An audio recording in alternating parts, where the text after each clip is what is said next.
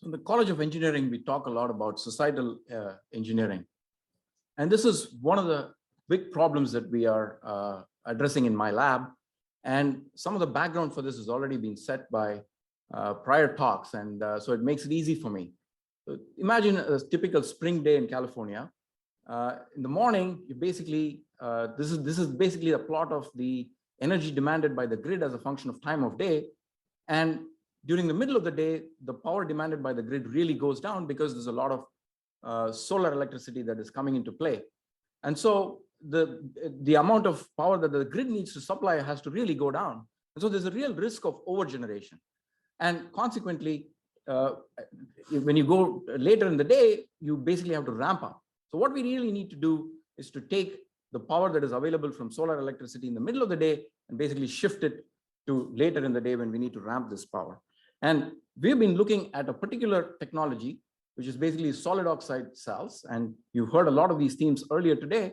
And we believe that this can solve this problem. Basically, what I'm showing on the left-hand side is a fuel cell, which takes hydrogen as fuel, as an example, oxygen or air as the oxidant, and basically conduct electrochemical reactions across an electrochemical cell and generate electricity. Now, the same device can be run in reverse, except now you're starting out with water vapor, and you're splitting water vapor by applying external power and making hydrogen.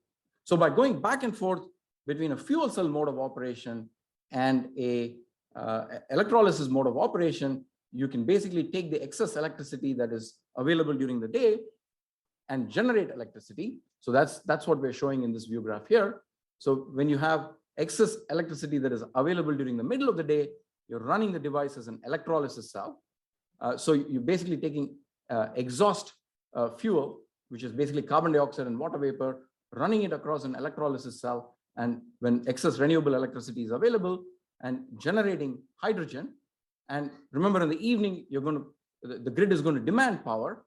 So you basically take the fuel that you've generated during the daytime and run the cell in reverse as a fuel cell, and you're generating electricity. So basically, you're solving the problem of shifting the stored electricity from the middle of the day to the evening when you actually need this, when you have to ramp the power up. So that is basically what we're doing in our lab.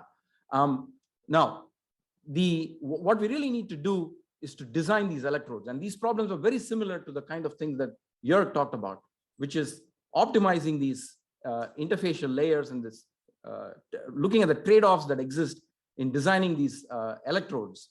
And similar problems exist in fuel cell technology as well. And so the last slide I'm going to show you is this. This is a summary of the last 3 years of research where we are focused on doing the kind of balance and the trade-offs that exist in designing these cells. And what I'm showing you here is we work at the device level. So this is a single device that's being cycled back and forth between fuel cell mode and electrolysis mode.